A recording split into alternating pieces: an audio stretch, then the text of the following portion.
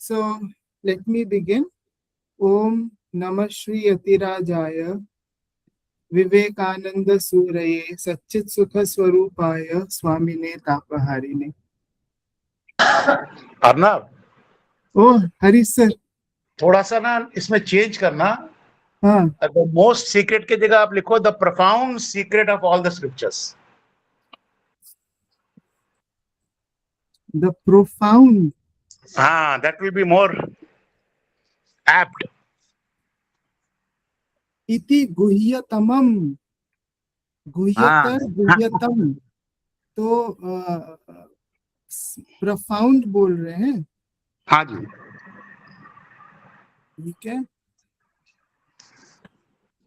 Profound, profound कर दिया, sorry, just let me do it, I think it looks better. या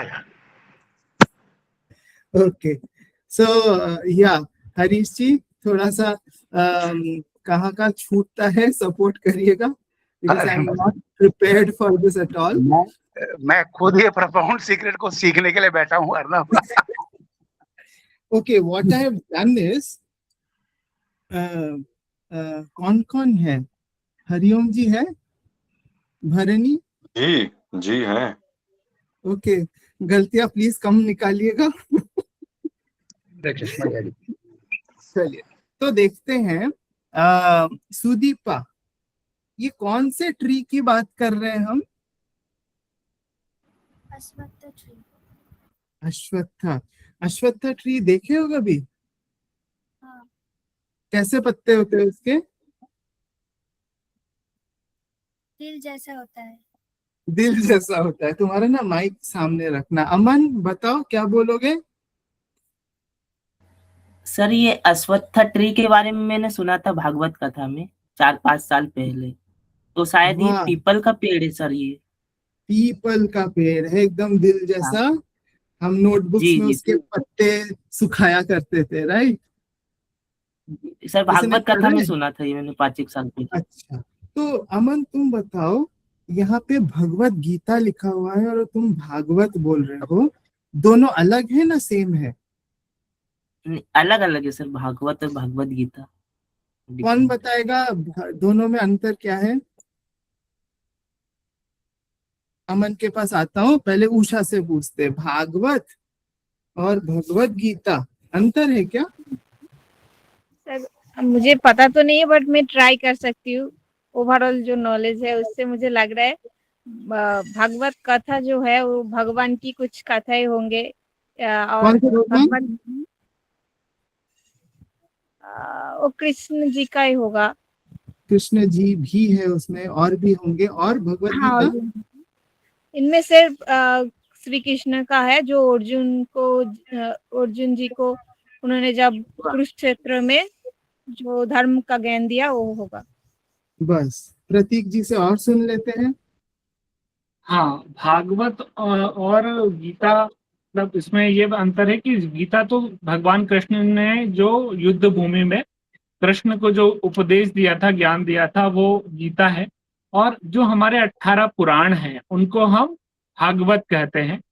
तो मेरी अंडरस्टैंडिंग के हिसाब से ये हमारे पास 18 महापुराण है, उसमें से एक महापुराण आता है श्रीमद् भागवतम, यही ना प्रतीक जी? जी जी जी। रोशन जी और दृष्टिपात करिए।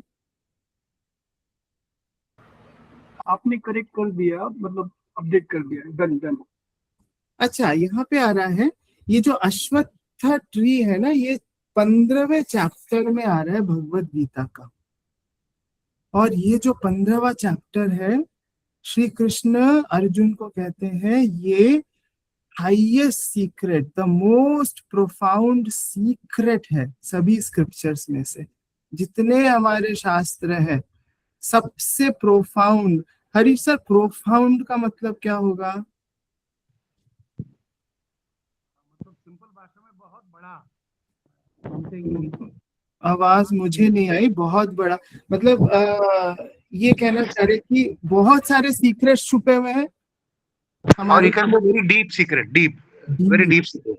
ठीक है, तो हम थोड़ा और आगे चल के देखते हैं। जैसे तुम खोलते ना तमा गुया तो भैया तमा। अच्छा, ये स्लाइड रजनी जी आपको दिख रहा है, कैसा लग रहा है ये? थोड़ा आप लोग देखिए।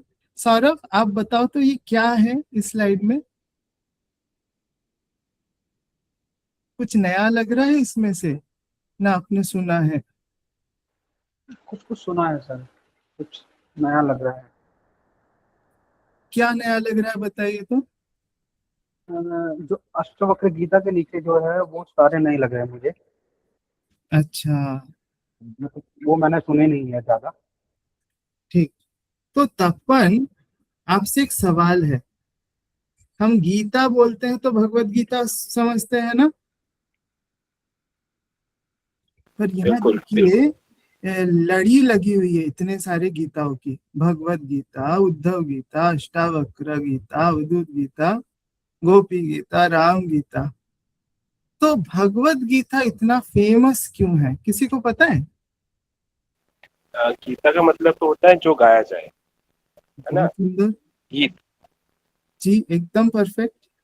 गीता और ही जो जब हम गाया जाए। हाँ, तो श्रीमद् भगवत गीता जब हम गा रहे हैं तो कृष्ण भगवान के का जो श्लोक और वो सारा 700 श्लोक है, उसी को जब हम गाते हैं तो वो श्रीमद् भगवत गीता हो गया। उसी तरह से बाकी भी है जिसको गाया जा सकता है। कृष्ण ने गीत के फॉर्म में अर्जुन को सुनाया। ये सबसे फेमस क्यों है? हम भगवत गीता को ही इतना जानते हैं, मानते हैं, बाकियों को क्यों इतना हम सुनते नहीं है, चर्चा में नहीं है? गीता जी आप ही बता दीजिए। मैं जस्ट ट्राई करती हूँ। ये एटर्नल सॉन्ग है, मतलब ये एटर्नल कैसे हिंदी में क्या बोलेंगे, कभी ना खत्म होने वाला। और शाश्वत। हाँ, शाश्वत शाश्वत। वाली। हाँ तो एटर्नल सॉन्ग है। एंड कुरुक्षेत्र में ये एक पहला मतलब ऐसा है जो कुरुक्षेत्र में रचा गया है। वॉर के प्लेस में इसे भगवान ने अपने वाणी से अर्जुन को संदेश दिया है। तो अर्जुन इज रिप्रेजेंटेड, मतलब Arjun is nothing but we people, because every day there is a war in our jeevan. मतलब हमारे जीवन में हर वक्त वॉर है, महाभारत का। आपने बहुत सारे इंपॉर्टेंट पॉइंट्स एक साथ उठा दिए। एक तो आप कह रही हैं, लास्ट वाला उठाता हूँ आपका, ये हमारे लिए रेलेवेंट बहुत ज्यादा है, ये कह रही हैं आप गीता मैम? यस यही कहना चाह रही हूँ मैं। और एक चीज मैं आपसे पूछूं, देखिए अष्टावक्र गीता के नाम सुना है गीता मैम आपने? यस, मैंने सुना है। हाँ, ठाकुर विवेकानंद को ये किताब पढ़ने के लिए कहते थे, ऐसा कुछ है? यस तो प्रोफाउंड तो ये भी होगा, है ना, क्यों नहीं है? पर ये इतना प्रचलित क्यों नहीं है? शोभा मैम आपको क्या लगता हाँ, है? क्योंकि ना वो अष्टावक्र जो था, अष्टावक्र ऋषि थे, तो वो एक पर्टिकुलर विजडम है। वो जो अष्टावक्र ठाकुर कहना चाहते थे, वो एक विजडम जानने के लिए स्वामी जी को कह रहे थे कि तुम उसे पढ़ो। कि मतलब वो अष्टावक्र गीता एक विजडम को रिप्रेजेंट करता है। करेक्ट। और भगवत गीता वो भी तो करेगा। हाँ, एंटायर है। मतलब इस the beauty of this Gita is that how do I express, it's beautiful, every chapter is so beautiful and Gita ma'am ने sung by God. Okay. Point उठा लिया कि अष्टावक्र एक एस्पेक्ट को डील करता है, पर भगवत गीता पूरे उसके दायरे को नाप लेता है। इसको हम आगे स्लाइड में और क्लैरिफाई करने की कोशिश करेंगे। शोभा मैम। हाँ, तो I just quote from that ध्यान shloka of Gita just to explain its importance. There's one shloka which says सर्वोपनिषदो गावो दोग्धा गोपाल नंदना पार्थो can you पार्थो वत्स सुधीर भोक्ता पार्थो वत्स सुधीर भोक्ता दुग्धम गीतामृतम महत्। महत्। So what he's saying is that Gita captures the Who is saying? entire essence of all the Upanishads. Who is saying this? This is probably being said by Ganesh, you know. I think so. Ganesh. Shankaracharya This का is है the ये. Dhyanam Shlok. And it's the what is Shankaracharya said ji is कह रहे हैं, right? this is Shankaracharya who's written this. I think so. This Dhyanam is written by Shankaracharya, or was it ध्यान स्तोत्र. written? Huh? I don't know who has written it. I always thought it was written by Ganesh before Okay. writing the Gita. Maybe it was written by Shankaracharya. I don't know that. But this captures I feel this is what captures the importance of the This is Gita. so important. I'll ask Hariom ji or Harish ji to just confirm who has written, because I am also not aware. We can increase our information. But the question is, why out of so many Gitas, Bhagavad Gita became so supreme, so important in our day-to-day lives? Anyone else? Saurabh, आपको क्या लगता है? इतने सारे गीता, सब एक से एक बढ़कर है, इसमें कोई दोहराई नहीं है. शीमा, यस? सर मुझे जो लगता है कि गीता में श्री कृष्ण ने जो बोला है वो डे टू डे लाइफ में हर इंसान रिलेट कर सकते हैं. आई थिंक इसलिए होगा. ओके, जैसे गीता मैम कह रही थी कि ये रेलेवेंट बहुत है. सौरभ, क्या कह रहे हो? मैं भी सीमा का पॉइंट ही था, पर उसमें ऐड ऑन करना इजीली अवेलेबल भी, एक इजीली अवेलेबल है हमारे लिए. ये टेक्स्ट इसलिए भी एक अवेलेबल है. ओके, ऐसा भी हो सकता है. उद्धव गीता का नाम सुना है? उद्धव सुना है और मैंने. अष्टवक्र गीता तो एक बार देखी, पढ़ी भी है, मतलब किताब भी है. अवेलेबल तो है. हम थोड़ा आगे चलते हैं. Can I try, Arnab? Oh yes, please. I think so. You know, one of the reason that we can attribute is, like Gita ji said, or Shima also mentioned, Bhagavad Gita deals with man in action, man's conduct in the society. So it's very much related. And secondly, one very important part of Bhagavad Gita is that, you know, you find there is a synthesis of so many yogas. Karma yoga is there, sannyasa yoga is there, Sankhya yoga is there. So for everyone there is something or the others. So everyone will say, this is my scripture. I agree with this point. So if you take Uddhav Gita, then it is highly Advaitic. Or Ashtavakra Gita, it's highly Advaitic. Everyone, it's not something everyone can digest it. So it's point, Harish sir. But something everyone will get inspired by one thing or the other. Harish sir, Uddhav Gita, Ashtavakra Gita, Advait. Uddhav Gita mostly is Bhakti, I think so. But Ashtavakra Gita is highly Advaitic, complete Advaitic. Complete Advaitic, right? Yes. Bhagavad Gita, अगर शंकराचार्य के lens से देखे totally Advaita है. You agree? See, although Shankaracharya was basically उनकी जो philosophy Advaitic philosophy है, but the same Shankaracharya is also writing composing hymns for Divine Mother. That is different. So you know. No. 1 second. But Bhagavad Gita का जो शंकराचार्य ने commentary लिख के अद्वैत वेदांत की स्थापना करी है, भगवद गीता को शंकराचार्य ने अद्वैतिक टेक्स्ट मान पूरा घोषित किया है. This is universally known. I am not aware of this. Yes, it is true. But I have never heard of this. Something new for me. Yes, just to come here, Arnab, you asked about who wrote those Dhyana shlokas. It was written by Madhusudan Saraswati. Yes. So Madhusudan Saraswati, another Acharya, his interpretation of Gita. Gita ma'am भी एक point उठाई है. भगवत गीता और अष्टावक्र में दो difference है. अष्टावक्र एक चीज को हाईलाइट करती है और गीता पूरा यूनिवर्सल है.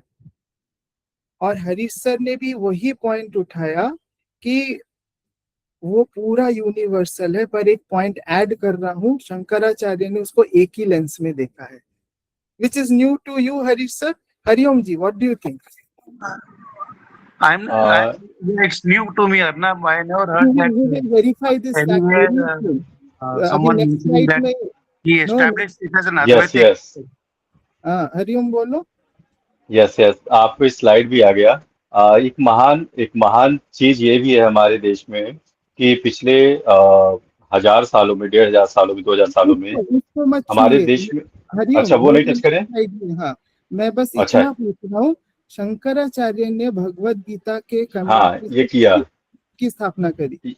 ये किया उन्होंने। गीता को ही भाष्य लिख करके अद्वैत स्थापना उन्होंने मुख्य रूप से इसी चीज के ऊपर शंकराचार्य सबको ने पछाड़ा। भगवत गीता को पूरा अद्वैतिक टेक्स्ट के हिसाब से घोषित कर रखा है, and it is a universal fact. Harish sir, now उस पे हम थोड़ा और क्यूरियोसिटी को जगाए रखते हैं. हम थोड़ा और गीता के बारे में पहले देख लेते हैं. जैसे आप सब ने कहा, it's a universal scripture born on a battlefield. 700 श्लोक है इसमें. कितने चैप्टर्स हैं? 18 चैप्टर्स. वाह हेमंत जी, 18 चैप्टर्स. प्रतीक ने कहा, हेमंत जी, श्रीमद् भागवत 18 पुराणों में से एक है, राइट? पर भगवत गीता इतिहास का पाठ है. महाभारत हम इतिहास मानते हैं. रामायण और महाभारत, सीमा, इसको हम क्या बोलते हैं? इतिहास, हिस्ट्री. हम इसको पौराणिक कहानियां नहीं बोलते. श्री कृष्ण के लीलाएं, उसको हम पूतना आ गई, ये आ गया, भूत आ गया, उसको हम पौराणिक कहानियां बोलते हैं. बट महाभारत के जितने चीजें हैं उसको हम इतिहास बोलते हैं. और भगवत गीता महाभारत के भीष्म पर्व का एक अंश है, जहाँ पे कुरुक्षेत्र बैटल हो रहा था. श्री कृष्ण ने गीत गाया अर्जुन को, जिसको भगवत गीता, श्रीमद् भगवत गीता के नाम से हम जानते हैं. ऐसे ही अलग अलग उद्धव का जो इंसिडेंट था, उसमें से जो गीत गाया गया उसको उद्धव गीता बोल दिया. अष्टावक्र जो उनका जो कहानी था, उसमें से जो अष्टावक्र और राजा के साथ संवाद हो रहा था, उसको अष्टावक्र गीता का नाम दे दिया. ऐसे बहुत सारे गीताएं हैं. पर आदि शंकराचार्य का रोल क्या था? सीमा, इसको पढ़ो तो. Okay, so his 8th century commentary Bhashya on the Gita established it as the supreme Canonical. Canonical text. Every major philosopher, canonical text. Yeah, every major philosopher Abraham, Ramanuja, Madhava, Vallabha felt compelled to write their own commentary. इसको समझाओ तो सबके लिए. क्या समझे आप? मैं कुछ भी नहीं समझी, ऑनेस्टली. कुछ भी नहीं समझी. Wonderful, beautiful honesty. Avantika ma'am, ये आप थोड़ा बताएं. Hello Avantika ji. Yes, hello. Just a minute. Let me understand. Oh God.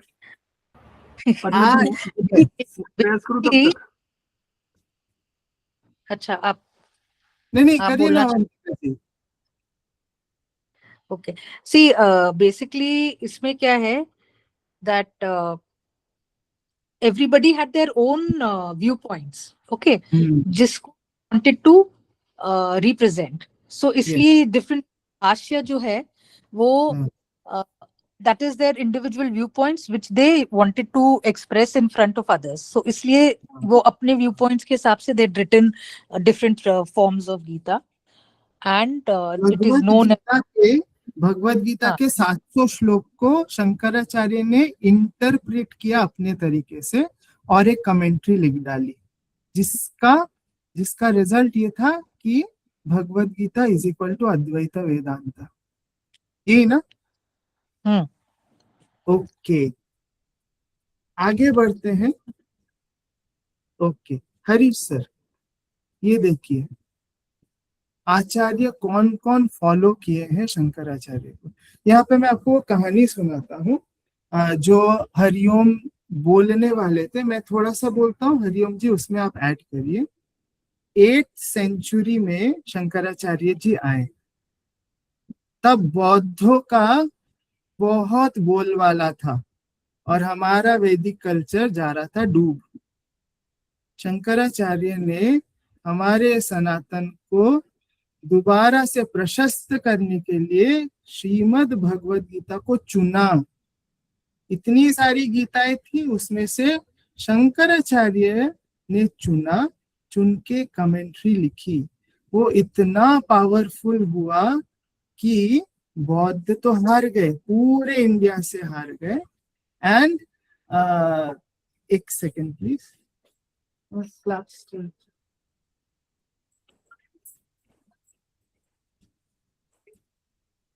और अद्वैत वेदांत पूरे इंडिया में अग्नि की तरह जलने लगा, एकदम ब्राइट। शंकराचार्य ने 10 उपनिषद चुने। हमारे पास 100 उपनिषद है इंडिया में, उससे ज्यादा है। हरिओम जी ने पिछले साल एक कठोपनिषद का जब लिया था तब उन्होंने कहा था, मुझे याद है। शंकराचार्य ने 10 उनमें से चुने, उसमें कमेंट्री लिखी and it became famous. Shankaracharya ने ब्रह्म सूत्र भाष्य, ये देख रहे हैं 3 पिलर्स ऑफ इंडियन फिलोसॉफी, ये पिलर शंकराचार्य ने एस्टैब्लिश करा। भगवत गीता को एक प्रमुख स्थान दे दिया। ये जो इंडिया का जागरण हुआ, उसके बाद इतने सारे कमेंटर्स एक एक करके आने जन्म लेने लगे। जैसे ज्ञानेश्वरी रोशन जी महाराष्ट्र में आए, यहाँ पे तो मैंने 4 रखे हैं। हम गूगल करते तो कोई बोलता है 300 कमेंट्रीज, कोई बोलता है 500 कमेंट्रीज, इतने कमेंटेटर्स आते गए। अभी रिसेंट कौन है आपके, सर्वपल्ली राधाकृष्णन जी है, कितने कमेंट्रीज आ चुके हैं आज तक। स्टार्टिंग हुई थी शंकराचार्य जी से, फिर आए रामानुजाचार्य। अब देखिए हरीश सर, रामानुजाचार्य ने गीता भाष्य से पता है विशिष्ट अद्वैता की प्रतिष्ठा कर दी, स्थापना करी। मध्वाचार्य ने गीता पे भाष्य लिखा और द्वैत वेदांत की स्थापना करी। निम्बार्काचार्य, वल्लभाचार्य, इन्होंने अलग अलग मत, ये मत के आचार्य थे, इन्होंने अपने स्कूल ऑफ थॉट्स की एस्टैब्लिशमेंट करी। Harish sir, make sense? Okay, यहां तक सभी को clear? Any questions? Anything new that you discovered? Hariom ji, anything you want to add also? Please do. Just one point. Yes. Actually, पिछले 1500 सालों में जो ये देखने में आता है कि जितने भी बड़े बड़े महापुरुष, ऋषि और साधु संत जो भी इस हमारे देश में ख्याति पाए और गुरु परंपरा में बहुत ऊंचे पाए, बिना वो ये 3 जो हमारे अभी अर्नब जी ने ऐड किया, प्रस्थान त्रयी उसको कहते हैं, ब्रह्मसूत्र, भगवद गीता और उपनिषद। इन तीनों के ऊपर कमेंट्री लिखे बिना कोई भी वो पदवी प्राप्त नहीं कर सकता। हरीश सर कुछ ऐड करना चाहते हैं? यह कमेंट्री, यह तीनों पुस्तक हमारे सनातन परंपरा की या हमारे इस से कहते हैं ना आधार है। बिना इसके ऊपर कमेंट्री या बिना इसके ऊपर अध्ययन या ये सब किए कोई भी उठ नहीं सकता। हाँ हरीश सर, हरीश सर कुछ कहना चाहते हैं? हरीश सर, उनका हाथ पहले से उठा हुआ है। अच्छा, दिलीप, तुम्हें क्लियर हो रहा है? ये नई चीजें हैं आपके लिए? दिलीप तंवर,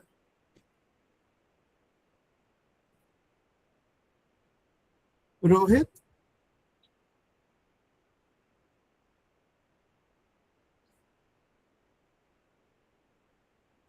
तपन थोड़ा देखो ना सारे। हाँ देख रहा हूँ, एक सेकंड, बिल्कुल अभी देख रहा हूँ। आई थिंक सपना जी, हाँ, शशि सर एंड तनुश्री ने हैंड रेस किया है, और यस, बाकी लोग प्लीज एक्टिव रहिए। आपका नाम अगर आता है तो प्लीज रिस्पॉन्ड करिए। शशि जी। अच्छा सर, ये बताइए, आप बोल रहे हैं कि गीता पे कमेंट्री माधवाचार्य, रामानुजाचार्य और शंकराचार्य जी ने भी लिखा है। तो अगर इन दोनों का पॉइंट अगर आप गीता मानते हैं तो फिर रामानुजाचार्य और शंकराचार्य जी में मतभेद क्यों था?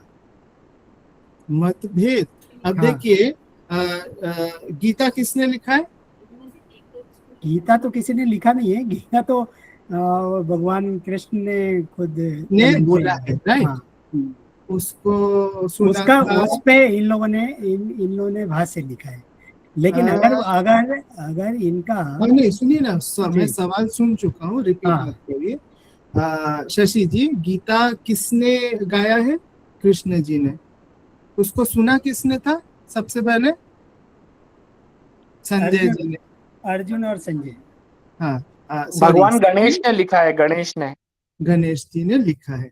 तो अब ये जो लिखी हुई बात है, एक ही सेंटेंस को शशि जी 5 आदमी 5 तरीके से समझेगा। पांचों की बुद्धि अलग अलग होगी ना शशि जी? कहाँ गए? सुन रहा हूँ।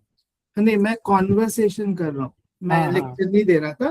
तो जब मध्वाचार्य उसको गीता के श्लोक को पढ़ते हैं, उन्होंने एक चीज उसमें से समझा और उसको उन्होंने लिख डाला। हाँ, वल्लभाचार्य जब उस सेम श्लोक को पढ़ते हैं, उनका इंटरप्रिटेशन अलग था। अलग हो सकता है ना शशि जी? हाँ, अलग तो हो सकता है। और हमारी इंडिया का खासियत यही है कि तुम अलग सोच रहे हो तो तुम गलत तो हो। वो तो सर अभी भी लोग लिखते हैं, अभी भी लिखते हैं। तो यही ब्यूटी है कि हम मतभेद को हम अलाउ करते हैं। अगर मुझे शंकराचार्य का मत पसंद है तो मैं उनके मत में चला जाऊं। मुझे अगर वल्लभाचार्य जी का पसंद आ रहा है तो मैं वहां चला जाऊंगा। वल्लभाचार्य सेक्ट आज भी जिंदा है, मध्वाचार्य सेक्ट आज भी जिंदा है। वृंदावन में जाइए, वल्लभाचार्य सेक्ट मिल जाएगा, मध्वाचार्य सेक्ट मिल जाएगा, है ना? तो वही है। तो क्या मैं आपके सवाल को छू पाया? नहीं, आपने तो वो मैं समझ गया। वो तो आज भी लोग भाष्य लिखते हैं गीता पे, वो डिफरेंट। लेकिन अगर मत की बात अगर करें तो गीता, अगर उनका सब्जेक्ट गीता है, किनका सब्जेक्ट गीता है? जो भी कमेंटेटर हैं, जिन लोगों ने भी भाष्य लिखा है, उनका अगर सब्जेक्ट गीता है तो उनमें एक मत भी तो होना ही चाहिए ना। कैसे सभी भिन्न मत हो गए तो फिर ये क्यों? ये मैं पूछना चाहता हूँ। क्यों नहीं, मैं ये आपसे पूछ रहा था ना शुरू से। एक कृष्ण जी अगर इसका एक आंसर ये हो सकता है कि जैसे टेक माधवाचार्य, जो इस्कॉन जो है वो माधवाचार्य का एब्सोल्यूट ड्यूअलिज्म फॉलो करते हैं। और जब Krishna when he says me I, they look upon it as Krishna being supreme. अद्वैतवादी जो है, they don't look at god as a form.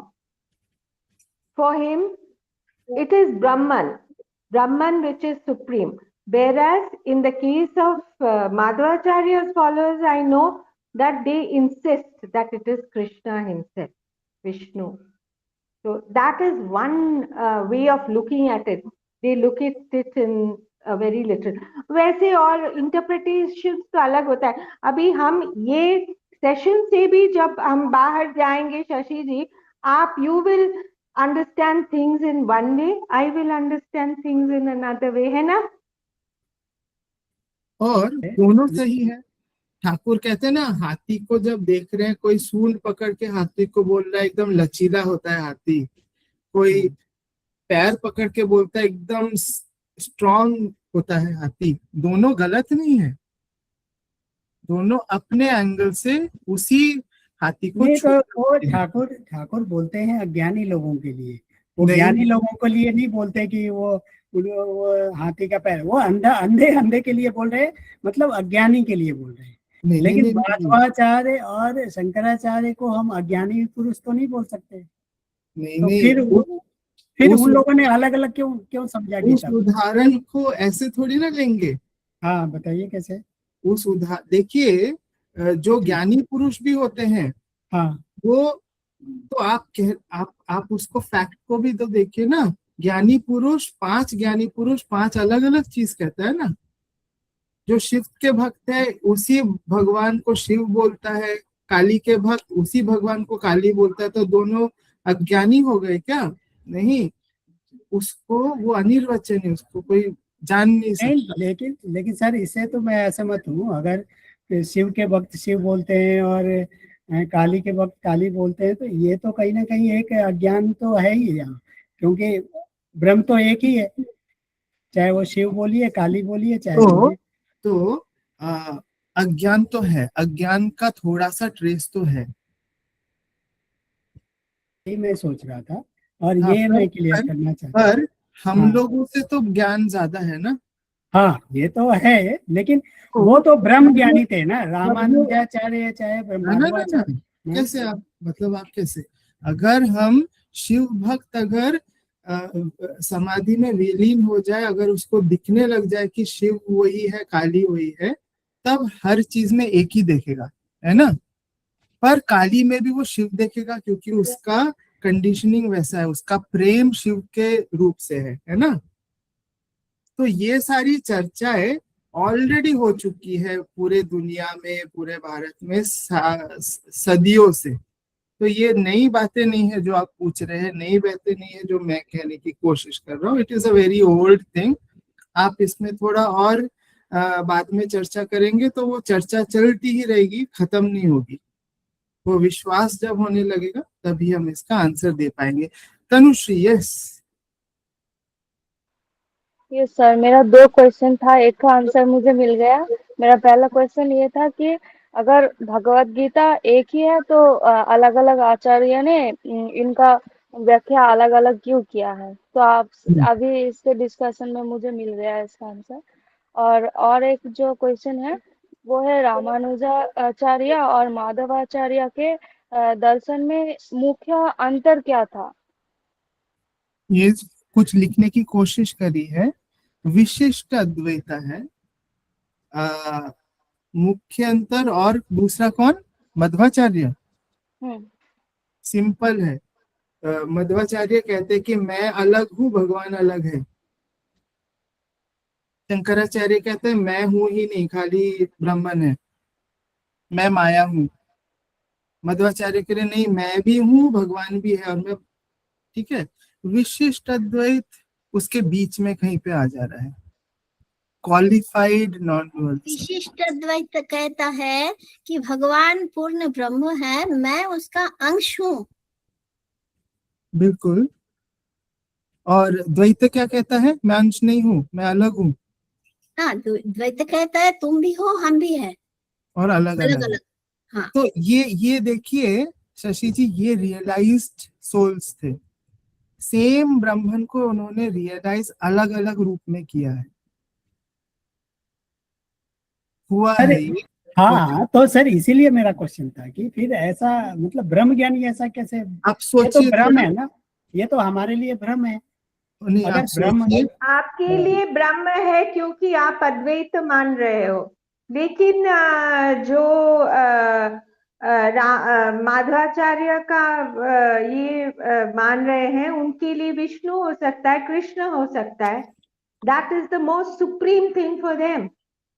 और शशि जी, ये सवाल आपका नहीं है, बहुतों का है। ये आंसर आप ढूंढिए, शायद मिलेगा, ठीक है ना।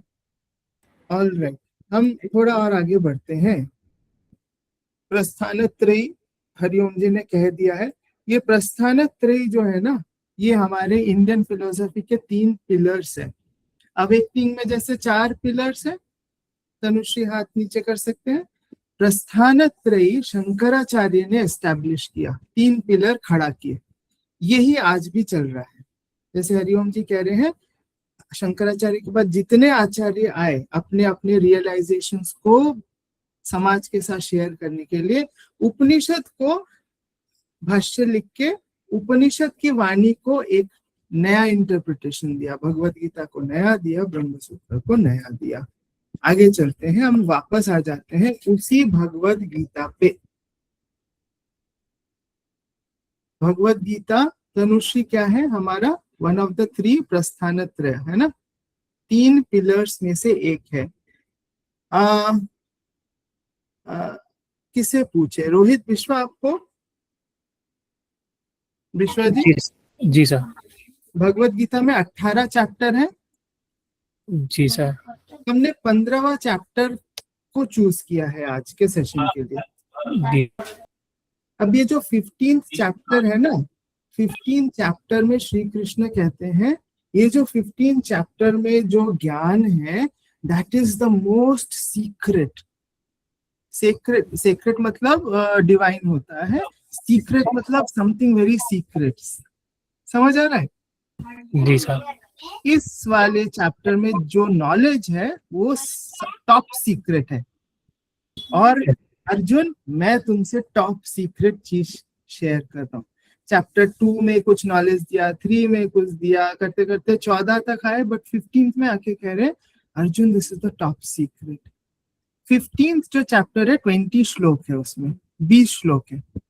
श्लोक समझते हो? हाँ दो सर। लाइन का श्लोक होता है, ऐसे 20 है। आज मैंने खाली 4 लिए हैं। उसका पहला श्लोक है, ये फोटो दिख रहा है आपको? जी सर। क्या दिख रहा है आपको इसमें?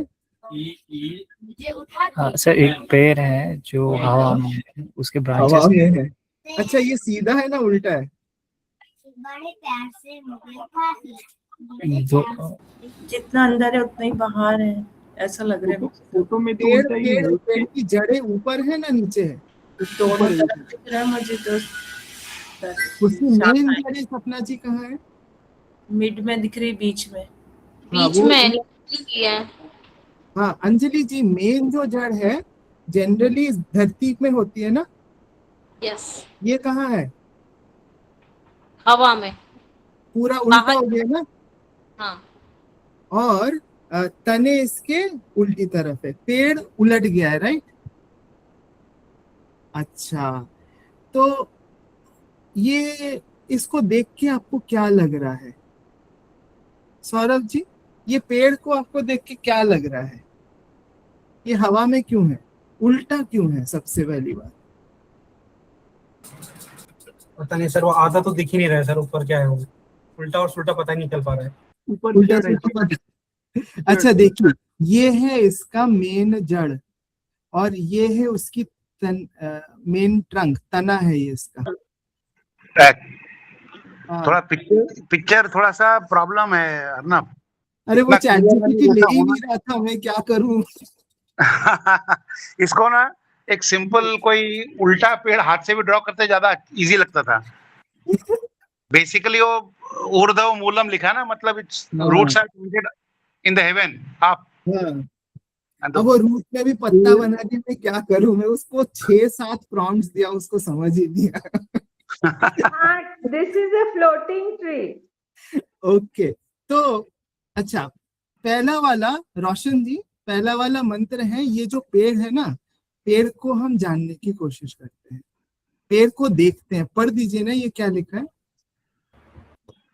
प्रयास करते हैं। ऊर्ध्व मूलम मध शाखम मश्वत्थम प्रहुर्व्यम छंदासी यस्य पर्णानि यस्तम वेद स वेदवित। कोई और ट्राई करेगा? I can try, please. I can try. Oh, yes, Okay. yes. Oh, can I try? Of course. ऊर्ध्वमूलमदं शाङ्कम् अश्वत्थं पारुरव्ययम् छन्दांसि यस्य पर्णानि यस्तवेद स वेदवित् अदशोत्व प्रसुस्ताः स्वशाखा। Okay thank you. Okay Ravi Sharma ji. जी सर। देखो मूलम, मूल हिंदी वर्ड है, यस। संस्कृत में भी आता है। ऊर्ध्व का मतलब क्या हुआ? उर्दू का मतलब सर ये ऊपर। ऊपर। तो इसका ये जो मूल है ना, इसका कहाँ है? ऊपर है। हाँ देखिए, गीता आपने पहले पढ़ा है? नहीं सर। आज पढ़े? बिल्कुल। बहुत मजेदार है एक्चुअली। उसका मूल ऊपर की तरफ है, ऊर्ध्व मूलम। और अधा, अधा मतलब रवि जी? सर मतलब आधा मतलब आधे में, आधा हिस्सा नहीं, अधा मतलब नीचे की तरफ। आधा नहीं है, अधा। अधा मतलब नीचे की। हाँ, अधा शाखम, शाखा किस तरफ है? नीचे की साइड में शाखा है। जड़े ऊपर और शाखा शाखा नीचे। हम दुनिया में पेड़ के शाखाएं नीचे देखते हैं ना, ऊपर देखते हैं? नहीं सर, शाखाएं ऊपर देखते हैं। हाँ, ये पूरा उलट गया है। पूरा उलट गया है। अश्वत्थम, अश्वत्थम ये कौन सा पेड़ है? अश्वत्थ का, पीपल का। पीपल। अच्छा, अश्वत्थ का मतलब कोई जानता है?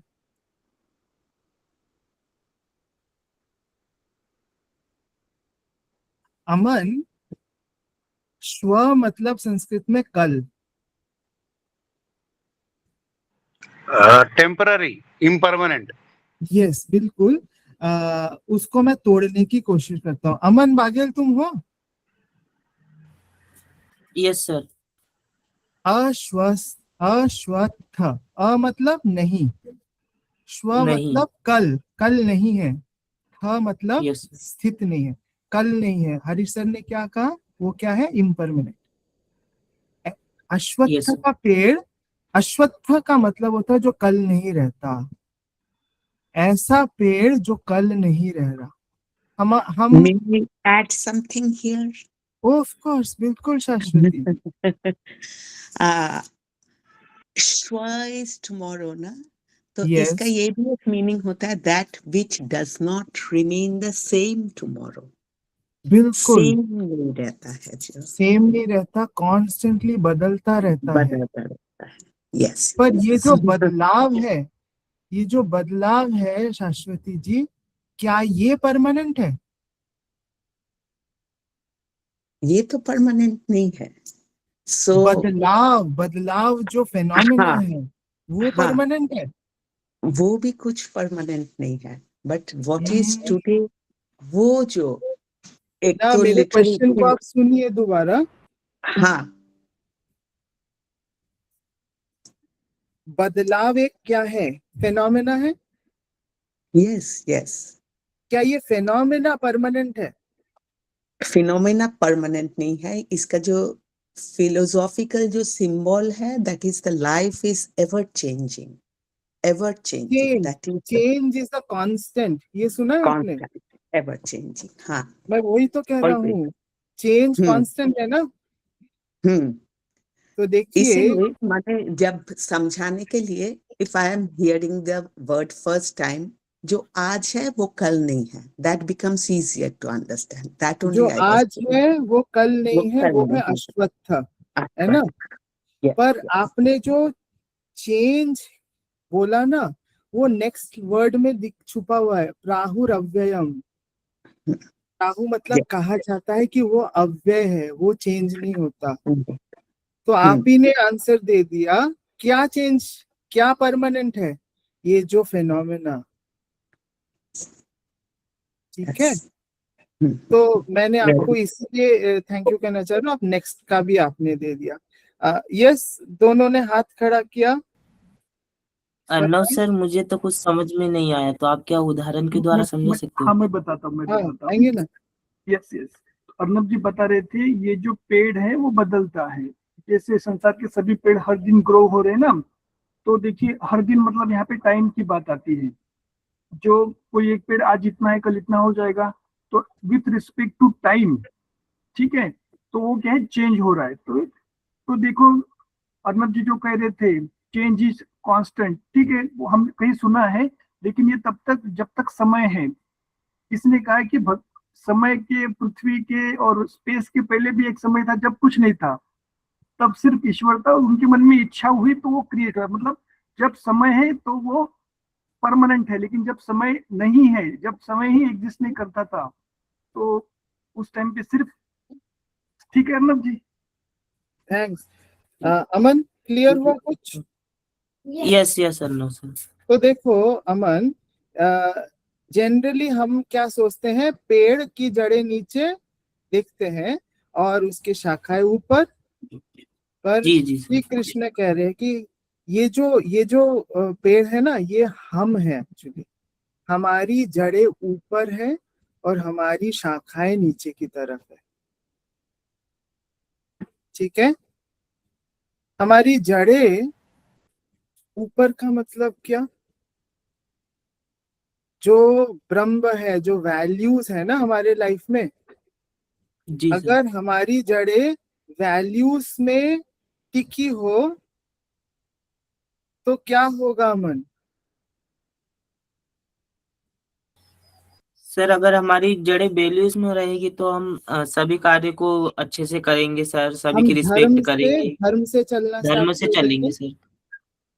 तो देखो इस पेड़ की पत्तियां वेद की वाणियां हैं, छंदांसी यस्य पर्णानि, पर्ण मतलब पत्ते, छंद मतलब वेद, और जो इस पेड़ को उस रूप से जानता है वो वेदविद है, वो ब्रह्मज्ञ है। रवि जी, ये पोएट्री है, आपने भी कुछ दिन पहले इंग्लिश में पोएट्री लिखी थी, देखा मैंने। तो ये पोएट्री है। अब ये पोएट्री क्या बता रहा है, अगर हम मनुष्य, हमारी जड़ें अगर उस शाश्वत ब्रह्म उसमें जुड़ी हो और हमारे जो शाखाएं वेदोक्त रास्ते पे चलती हो तो हम वेदविद हो गए। पर अगर हमारी जड़ें नीचे की तरफ हो तो हम अमर नहीं हो सकते। ओके, शाश्वती जी, यस। हियर आई ऑल्सो, मैं थोड़ा सा ये ऐड कर सकती हूँ ये जो ऊर्ध्वमूलम् अधःशाखम् जो है, इसका और एक भी जो इंटरप्रिटेशन होता है, आई हैव हर्ड दैट ये जो इन्वर्टेड ट्री सिंबलाइज क्या कर रहा है, जो यूनिवर्स को with the source of divine, ये सब ऊपर है, and the branches spreading into the world is our human experience. उसका सोर्स डिवाइन है और ब्रांच क्या है, हमारा ह्यूमन एक्सपीरियंस। हम लोग जो है, शाखा जो है, मूल जो है ऊपर है, that is the source of divine, और जो हमारा शाखा जो है, ब्रांचेस जो स्प्रेड कर रहा है, that is our human experience. हम लोग जो है ह्यूमन एक्सपीरियंस है। हम शाश्वती जी सेकंड श्लोक आपसे पढ़वाता हूँ, उसमें शाखाओं की वर्णन है, ठीक है। हाँ, मैं ना बहुत ज्यादा मोबाइल में कर रही हूँ तो वो पढ़ नहीं पा रही हूँ। कोई नहीं, रोशन जी बताएं। हाँ, अभी शाश्वती जी जो कहा ना, हम इस पेड़ की चर्चा कर रहे, तो इसके साथ जुड़ी हुई एक दो बातें हैं जो हम सभी को थोड़ा स्पष्टता मिलने में मदद करेगी। बता दूं कृपया 1 मिनट में? हाँ, तो देखिए पीपल का पेड़, आप देखिए पीपल के पेड़ को है ना, ऊपर से वो टहलिया कुछ ऐसा लटका हुआ होता है, ठीक है। जब वो जमीन को तो ऊपर से देखो वो मूल ही है। रोशन भैया, वो पीपल नहीं बरगद का होता है जिसमें लटका होता है। ठीक है, बरगद का, करेक्ट। ऐसे ऊपर से जो आता है और उससे है ना, वो जब जमीन में जाता है तो वो पेड़ बन जाता है इन जनरल। तो देखो उसको इसके साथ कंपेयर कर सकते हैं, एक ही जाति की भाई, पीपल, बरगद, अलग अलग नाम है मराठी, हिंदी, इंग्लिश में, वो सब एक ही इसमें आते हैं। तो जिन पेड़ों को इससे ऊपर से होते हैं तो इस प्रकार के पेड़। अब देखिए हम बोल सकते हैं कि पीपल की पेड़ की ये जो जड़ है ऊपर है, जब वो ऊपर जमीन को लग जाएगी वहां पे फिर से एक नया पेड़ बन जाएगा। इस प्रकार से वो उसको अश्वत्थ नाम दिया गया है, उसको कंपेयर किया गया है। बाकी ऐसा पेड़ों पे ऐसा खिल रहे नहीं हैं। है, ऐसा नहीं है। सर हम आगे और बता रहे हैं, और बता रहे, कृपया पूरा सुनने के बाद आप कृपया मार्गदर्शन करिएगा। कंटिन्यू करूं सर? करिए करिए। इन जनरल हम बता रहे हैं बरगद का पेड़, ठीक है। अब देखिए दूसरा, हम जब अवतरण की बात करते, अवतार, अवतार मतलब डिसेंडेंस, डिसेंडेंस, तो डिसेंड मतलब कहीं ऊपर से, ऊपर से मतलब हेवन से बोलने के लिए बोल सकते हैं, लेकिन हम बोल रहे अपने, अर्नब जी ने बताया अपने सोर्स से।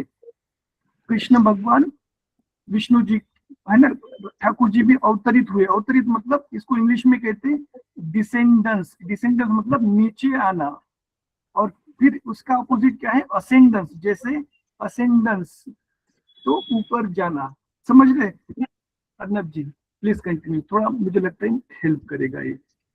बताना क्या चाह रहे थे रोशन, समझे नहीं जरा हम। छोड़ देते हैं बिकॉज टाइम की कमी है। सो ये देखिए, इस ट्री को हम थोड़ा एक्सप्लेन करते हैं हरीश सर दोबारा। इसकी मूल ऊपर की तरफ है और इसकी शाखाएं नीचे की तरफ है। इसके पत्ते क्या है शशि जी? सर ये यहाँ पे लिखा है यस्तम वेद स वेदविद, इसका मतलब क्या है? जो इसको जानता है, जो हाँ। इसको वेद मतलब जो उसको वेदता है, मतलब जो उसको जानता है वो वेदविद है। जो हमारे असली स्वरूप को जान लेता है कि हमारी जड़ें भगवान में है, और अगर हम वेद के रास्ते चले तो हम शाश्वत हो सकते हैं। ये जो जान ले, हमें लगता है ना कि हम पहले जन्म लिए हैं फिर हमारा चैतन्य आया है, पर हम चैतन्य से हम जन्म लिए हैं। ये पूरा उल्टा है, रिवर्स, ठीक है ना। अब सेकंड श्लोक है अधश्च ऊर्ध्वम। नेक्स्ट, दिलीप हो क्या तुम इधर? दिलीप, बर्नाली, कोई है? Yes sir. दिलीप खबर? ओके बर्नाली। अधश्च ऊर्ध्वम प्रसृतास्तस्य शाखा। इसकी जो शाखाएं है ना, वो अध भी है ऊर्ध्व भी है। नीचे की तरफ भी प्रसृता मतलब प्रसार प्रसार हो रहा है। इसकी शाखाएं किस तरफ ग्रो कर रही है? ऊपर की तरफ और नीचे की तरफ भी। हाँ, किस कारण ग्रो कर रही है? गुण प्रवृत्ता। इसके जो गुण होते हैं ना, गुणों के कारण ऊपर और नीच और मिडल और हर जगह फैल रही है। गुण मतलब तुमने स्लाइड नहीं मूव नहीं किया, स्लाइड लोग पढ़ नहीं पाएंगे। अदस्य चौदवा प्रस्तुत। ये लेफ्ट साइड में, राइट साइड में है तो गीता जी। अच्छा, मुझे पता नहीं। ओह आई एम सो सॉरी। श्लोक नंबर 2 मैं, हाँ मैं समझ गई, मैं मोबाइल से वीडियो ना। तो मैं क्या इसमें कह रहा हूँ बर्नाली, इसकी शाखाएं हर तरफ ग्रो कर रही है।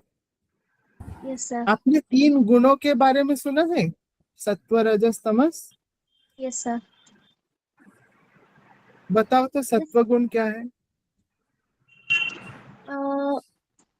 सत्यगुण, रजगुण जिनको कहते हैं कि रजस मतलब क्रोध से काम, ऐसा काम क्रोध से आते हैं। ठीक, तो देखो तमस क्या है बर्नाली?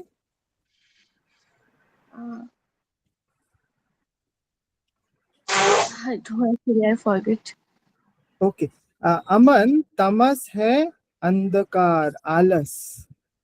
यस सर, अगर पढ़ा था सर हमारे मैंने तो। अंदर आलस हो तो हमारी शाखाएं नीचे की तरफ जाएगी।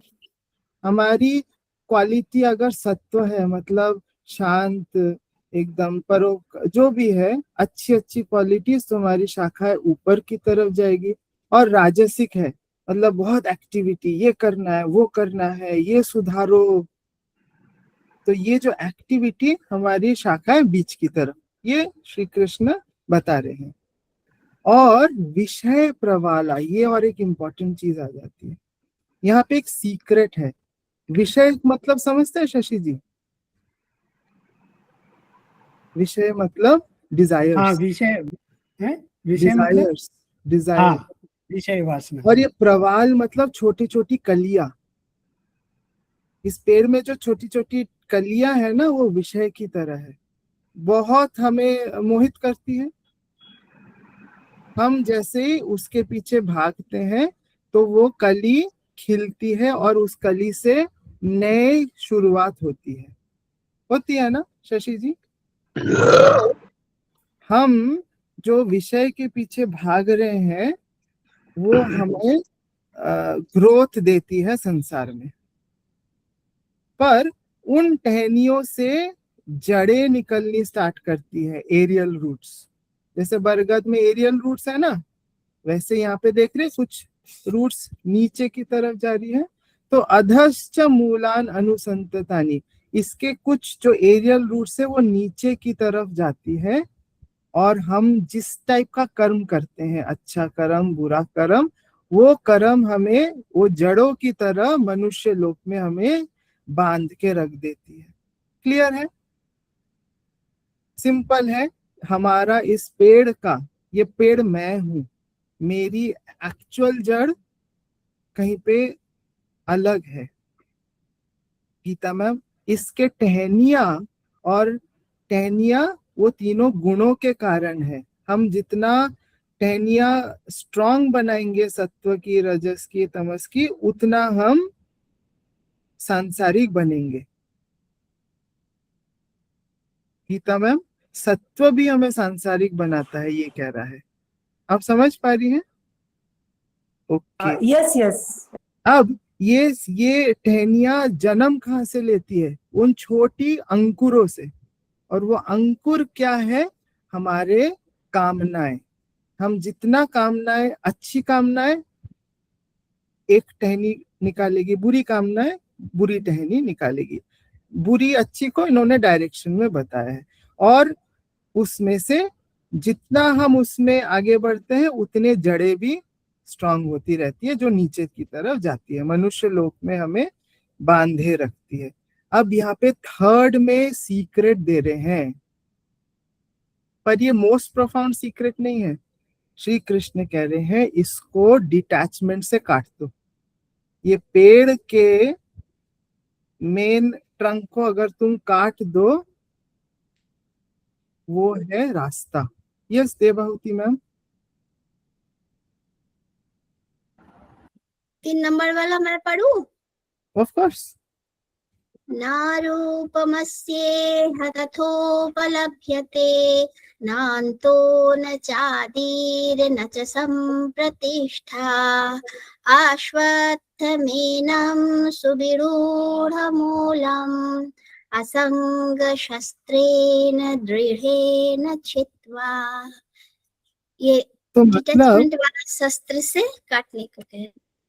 हाँ, अब न रूपम अस्येह, इसके रूप को हम कभी भी पहचान नहीं पाते हैं। ये जो उल्टा ट्री है ना, हम इसको कभी नहीं देख पाते।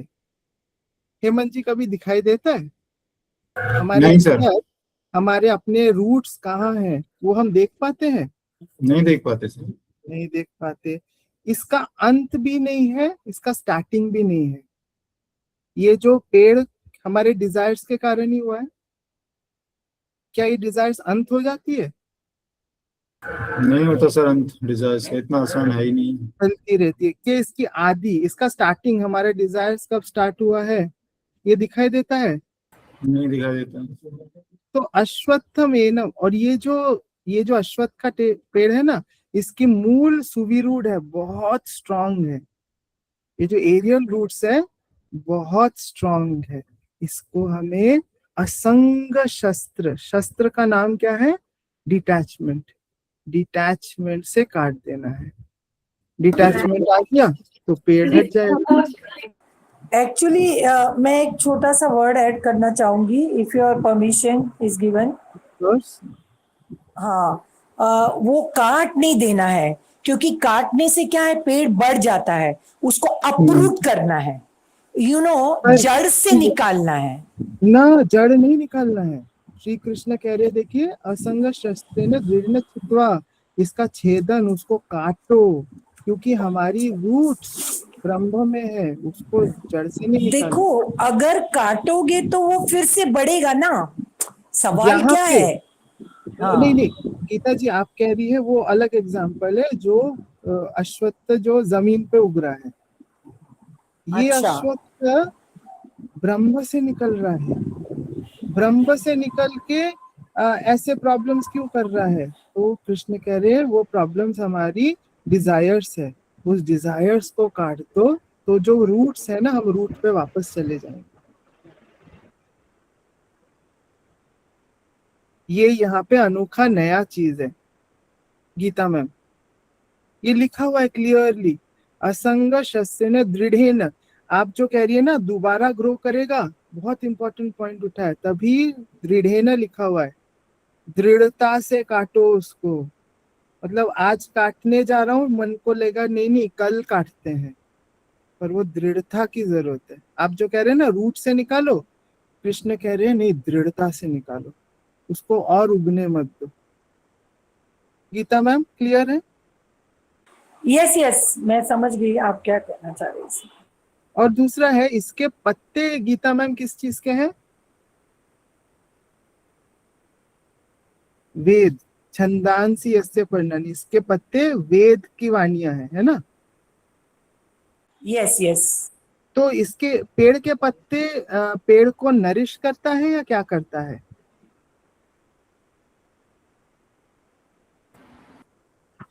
अगर वेद की वाणी है तो नरिश ही करेगा ना, नरिश करेगा। अगर कुछ और हो तो उसको डिस्ट्रॉय करेगा। इसमें और एक पॉइंट आता है, पत्ते झड़ भी जाते हैं, तो जो वेद की वाणी है ना वो हमारा एंड नहीं है, वेद हमें रूट तक ले जाती है, पर रूट कुछ और है। वेद हमें ब्रह्म तक ले जा सकता है, पर वेद ब्रह्म नहीं है। ये और एक इस वाले लाइन से दिखता है। तत पदम तत्परिमार्गितव्यम यस्मिन् गता न निवर्तन्ति भूय तमेव चाद्यम पुरुषं प्रपद्ये यत प्रवृत्ति प्रसृता पुराणी।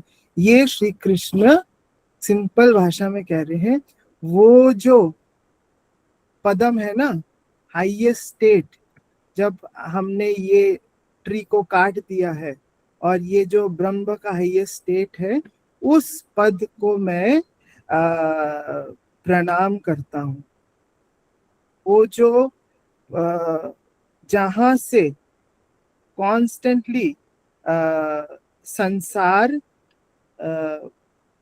पुराण एकदम शुरू से प्रसृता, मतलब एक रिवर की तरह फ्लो करता हुआ चलते जा रहा है, उस हाईएस्ट स्टेट को मैं प्रणाम करता हूँ। यहाँ पे ये बहुत इंपॉर्टेंट है, कृष्ण उस हाईएस्ट स्टेट को प्रणाम कर रहे हैं शशि जी। यहाँ पे कृष्ण एक्चुअली खुद वो हाईएस्ट स्टेट है, पर यहाँ पे वो रोल निभा रहे हैं। वो गुरु ईश्वर एक होता है, पर गुरु अभी ईश्वर को प्रणाम कर रहा है। हम अभी एक लास्ट स्लाइड में आ जाते हैं। ये जो गीता का हमने ये देखा, तपन आर यू हियर? बिल्कुल, यस। बाकी लोग कुछ रिस्पॉन्ड नहीं कर रहे, एनी आइडिया कहाँ गए? है, सारे लोग हैं, सुन रहे हैं। I am sure this is such a profound thing. Okay. So, Tapan, can you please read? Okay. Tapan, can you read this young professional thing? हाँ बिल्कुल, let me just zoom in from my phone. Young professional, your career is a branch nourished by rajas spreading outward. The branch is not wrong, but are your roots in your values or only in your targets? तो ये इससे आपको क्या समझ आ रहा है? हाँ, जैसे हम वर्ल्डली लेवल पे पूरा एक्सटर्नली फोकस्ड रहते हैं, पूरी तरह से काम करो, टारगेट्स करो, तो ये रजस से निकल के आ रहा है। रजस अगर हमारा दब जाए तो हमारे में काम करने की प्रवृत्ति चली जाएगी, ठीक है, उस सेंस में एक्शन कम हो जाएगा। तो रजस आ रहा है, नहीं है, हाँ, कम नहीं करना है, रजस में रहना है, लेकिन किस भाव में? जैसे कार्य में तेव यत् कर्म नियतम क्रियते अर्जुन, करना है, जो करने लायक काम वो करना है, लेकिन कौन सा कैसे करना है? निष्काम भाव से, जैसे करवाना है। हाँ, कल जैसे रमेश सर का क्लास हुआ, निष्काम भाव से काम करते रहो, बिना काम के आप रह नहीं सकते, बस जड़ों में रहो। थैंक यू तपन। अवंतिका जी, हमें काम तो करना है, हमें सब कुछ बैटलफील्ड छोड़ के संन्यास नहीं लेना है, पर हमारे ध्यान को ध्यान में रखते हुए करना है। आपसे एक प्रश्न है, what would change in how you work if you were rooted in your deepest purpose, not just in outcomes?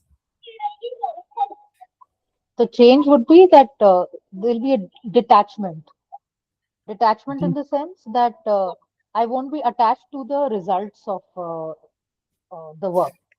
For example, if maybe I'm maybe going out teaching something, maybe teaching yoga class. Okay, so Yes. I will not be attached in the sense I will not think about how much I'll get after doing this class, what money I'm earning, or how much appreciation will I get because I'm such a good teacher, etc., etc. But what will I feel that okay, this is a task which I've been assigned from my supreme consciousness or Lord, or Deepest that is purpose. deepest purpose. That's my karma that I have to perform, and I'll go with that attitude, and I'll do my best. And once it's done, I will come back and do other stuff rather than thinking about what I did, how good I am, or how the other person's Avantika feeling. ji, cutting you short there, can you also tell me this allegory of an inverted tree, ये जो imagery है, क्या इस पे और deep सोचते रहेंगे तो क्या ये पावरफुल इम्पैक्टफुल लग रहा है आपको? हाँ, definitely, because generally if we think that, if you think from the senses point of view, our senses is something, it's going outwards. Okay, so in the sense that our desires, if I can take it in those ways, the desires are roots which are rooted in the sansar, and the senses are the leaves, the branches which is going outside. It is like what do you say, like tentacles, it's moving out trying to grab whatever for your internal satisfaction, if you take that analogy. But when you reverse it, when you're reversing it, what are we doing? The roots are coming up. Roots, we can now feel that now we're taking nourishment from something which is higher, not from the ground. We are not taking nourishment from the ground, but from the higher पूरा purpose. invert हो रहा है. हाँ, मतलब जब अब हम पहले लेते Yes, थे we have रूट से understood. अपना नरिशमेंट, अब हम हायर पर्पस को अपना रूट्स दे बना दिया है, जहां से we are taking our purpose of living or purpose of duty, whatever. Personally, I feel this imagery is a very powerful tool in our mind we can establish. So, Hemant ji, leader की आते हैं, attachment to being right, to being respected, to seeing results. These are the aerial roots that pull us deeper into the earth. ठीक है ना? असंगा जो है, ये indifference नहीं है. मतलब काम किया नहीं किया टीम ने, ये नहीं है. It is full engagement without entanglement. You agree? Yes, sir. जैसे रमेश सर का क्लास यही पे था. असंगा मतलब चलता है एटीट्यूड नहीं, कैजुअल, जैसे रजनी मैम कह रही थी, it was not casual, it is something different. It is full engagement, but entangle नहीं होंगे. वो जो जड़े हैं ना, एरियल रूट्स, उसमें फंसेंगे नहीं. What is one attachment that most limits our leadership right now? That is where the axe is needed. वहीं पे हमें आरी चलानी है. कौन सा एरिया है जो मुझे अटैचमेंट, जहाँ पे मेरा अटैचमेंट है? आपको क्या लगता है किस जगह पे हम?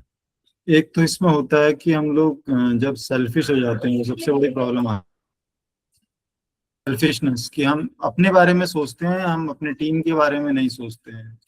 एक तो वो प्रॉब्लम हम लोग फेस करते हैं, उसको रिमूव करना बहुत जरूरी है अगर हमको सही में लीडर बनना है. तो कैसे, थोड़ा समझाइए मुझे. अगर टीम का परफॉर्मेंस बेस्ट रखना है तो मैं तो खुद के बारे में नहीं, टीम के बारे में सोच रहा हूँ, पर वो भी एक अटैचमेंट हुआ ना.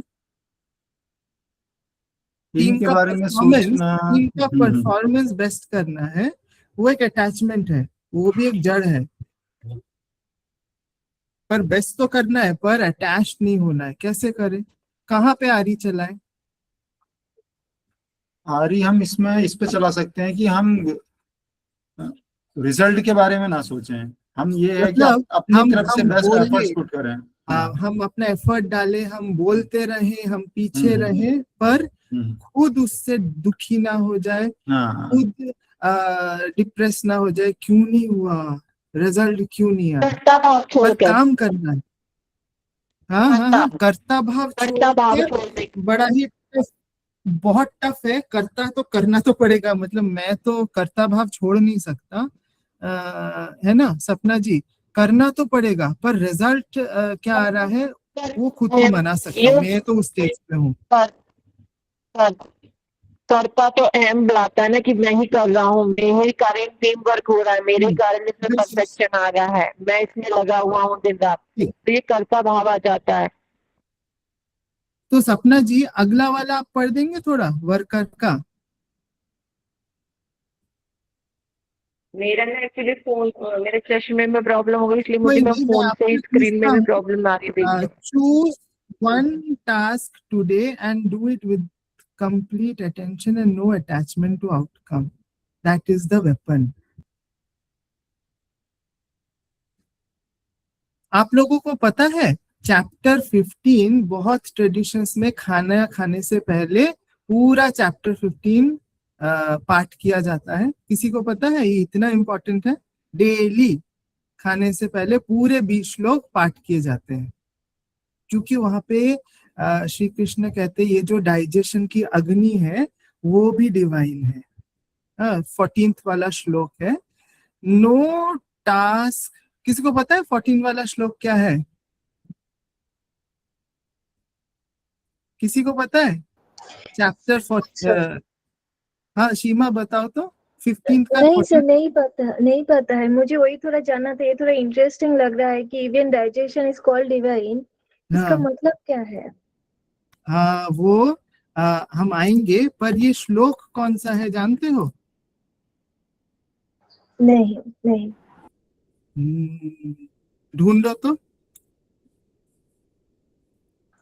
गूगल पे।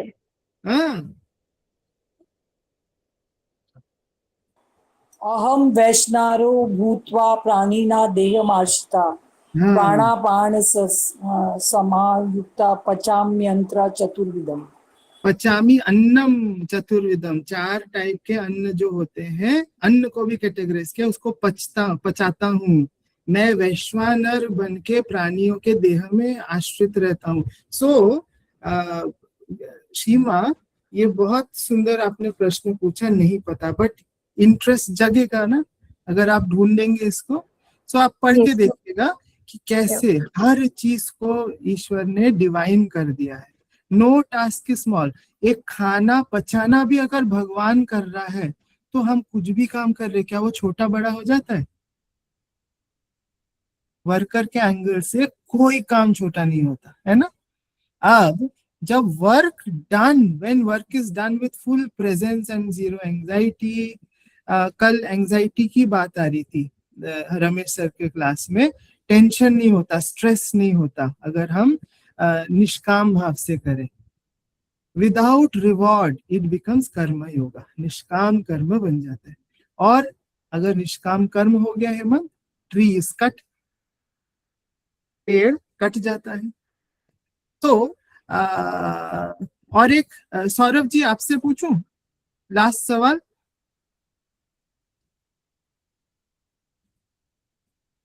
Usha, yes sir.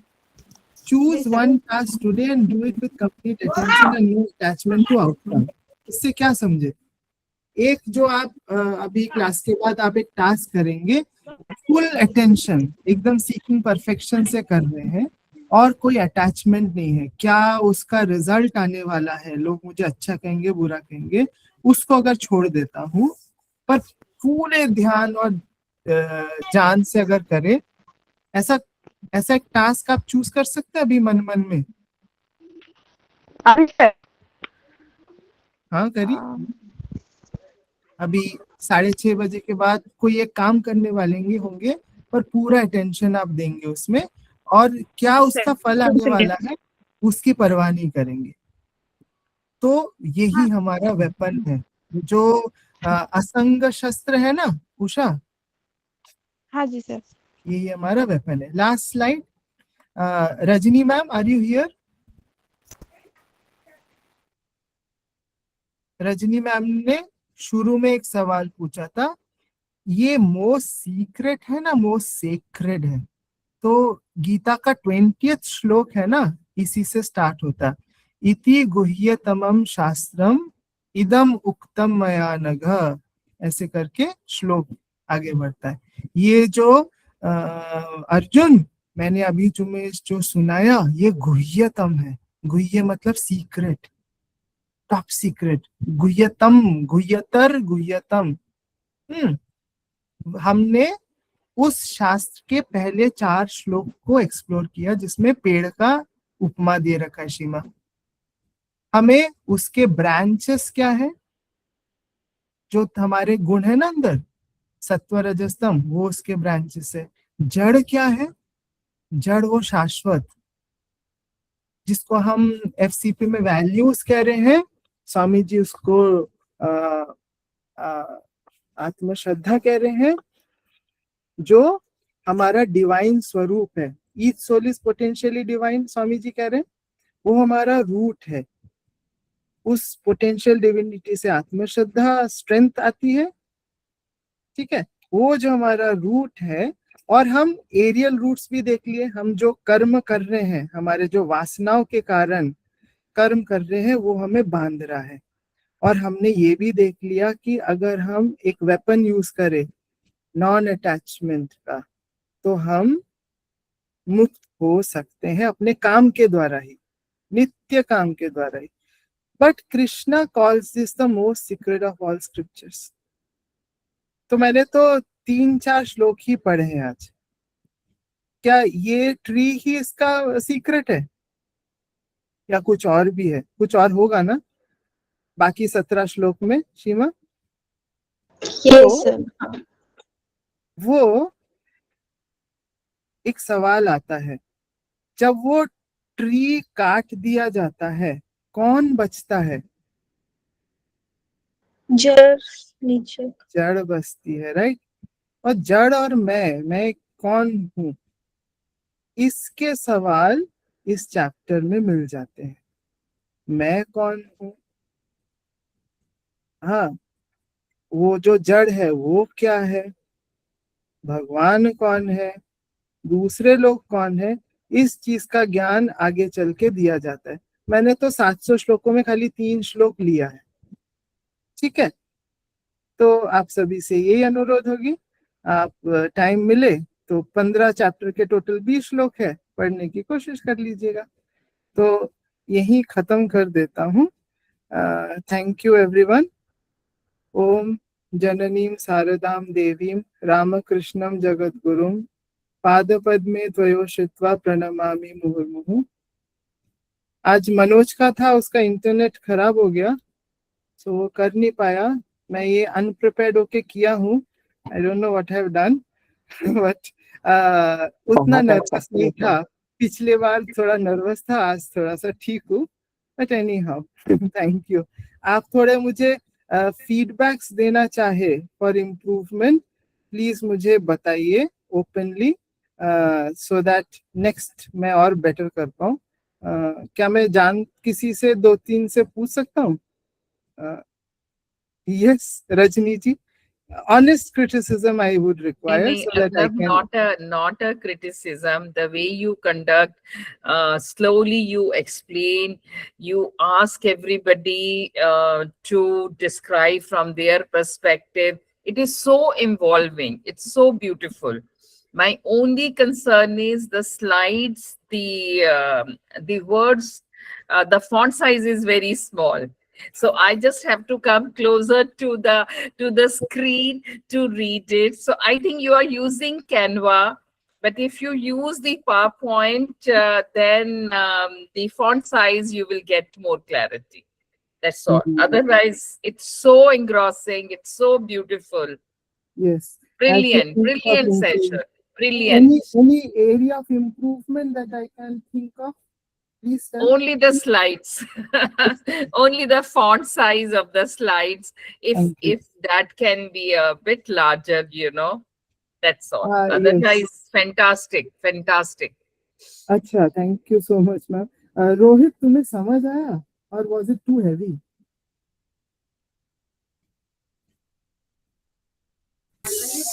सर मेरे लिए तो फर्स्ट टाइम था, तो मैं क्या है कितना समझ आया या कुछ भी नहीं समझ आया? हाँ सर, थोड़े बहुत समझ में तो आया।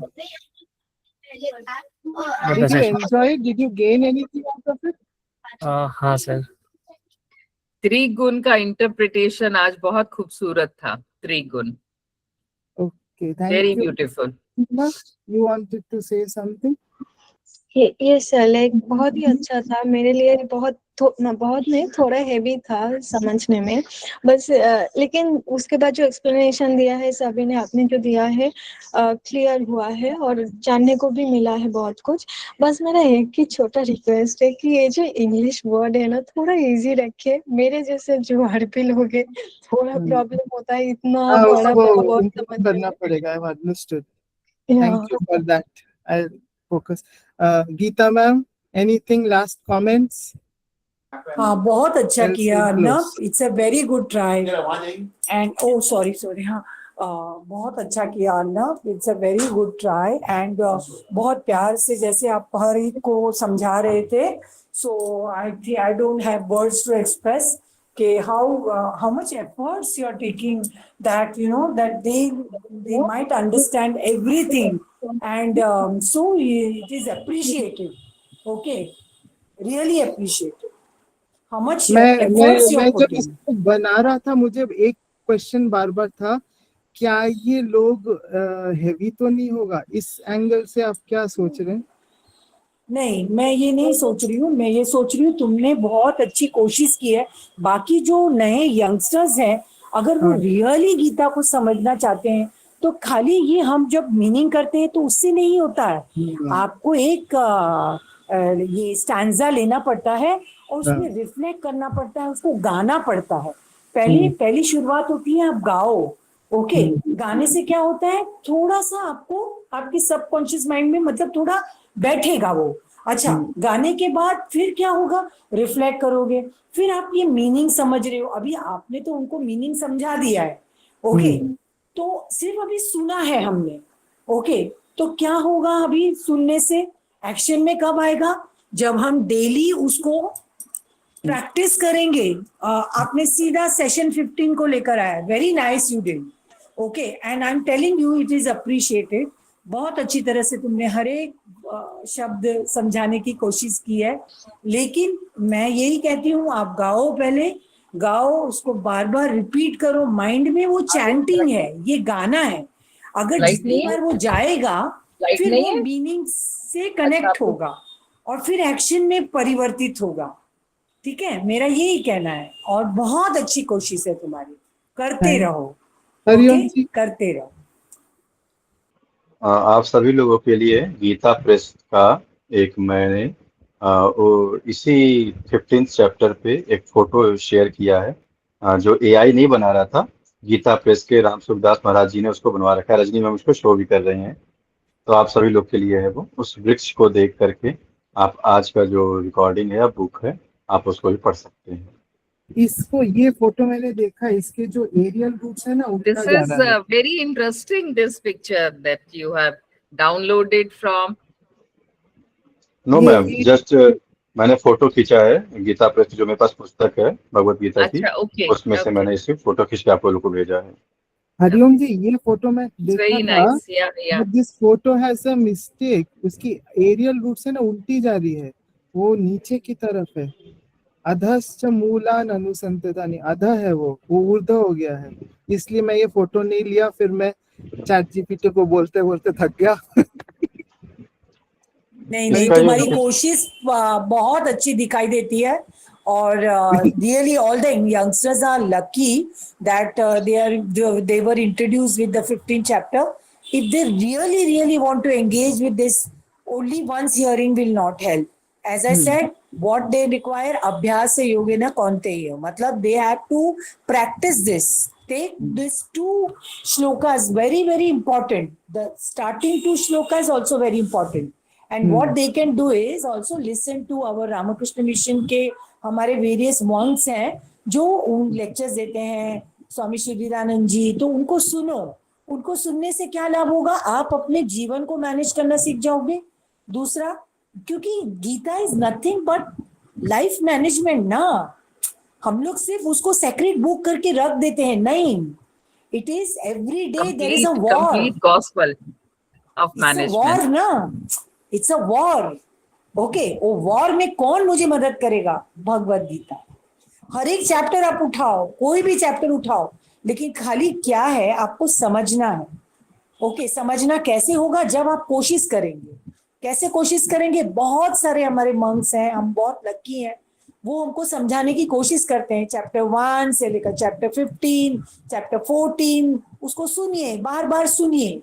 ओके, कभी ना कभी आपको अपने कार्य क्षेत्र में ऐसा लगेगा, अरे हाँ ये तो भगवान कह रहे हैं, अरे ये तो कृष्णा कह रहा है. Okay, let me do this way. So that is my only request. एक लास्ट शब्द अर्नब जी. मुझे एक बहुत ही विद्वान व्यक्ति ने मुझसे बताया, मुझको बोला कि अगर तुम गीता को समझना चाहते हो तो पहले श्री रामकृष्ण वचनामृत पढ़ लो. वचनामृत पढ़ लिए तुम, गीता अपने आप समझ में आ जाएगी. तो ये मैंने बातें हरीश सर को भी जब दिन शेयर की थी, हरीश सर ने भी बोला यस. तो ये मैंने भी रियलाइज किया है पहले कि गीता की, श्रीमद् भगवत गीता की जो भाव है, जो बातें हैं, ठाकुर ने बड़े आसान शब्दों में समझाई है. बिल्कुल. और स्वामी विवेकानंद गीता के बारे में और एक चीज कहते हैं कि आप उसके सरलार्थ, सिंपल मीनिंग को पहले पढ़िए. आप शंकराचार्य, मध्वाचार्य, किसी के कमेंट्रीज को उठा के मत पढ़िए. मधुसूदन सरस्वती है, ये है, वो है. That is what Vivekananda has said, कि you take up the simple meanings and reflect, make your own commentary in your mind and then go to some acharya, Shankaracharya या कोई भी, ज्ञानेश्वरी वगैरह वगैरह. That is his instruction, so to say. So thank you everyone. Thank you so much. Thank you so much, Arnab and Hariom, also to add on to that what you said, that Kathamrit. But the question arises which everybody has to think. Are we thirsty for it? क्या मुझे प्यास लगी है? क्या मैं जानना चाहता हूँ? Okay, that boils down. That will give you an understanding. Nothing else. Okay, मुझे बहुत, मैं तड़प रहा हूँ कि मुझे जानना है कि गीता क्या है. तो everything will come. This is what I have to say. Okay. Thank you everyone. All right. Thank you. Thank you.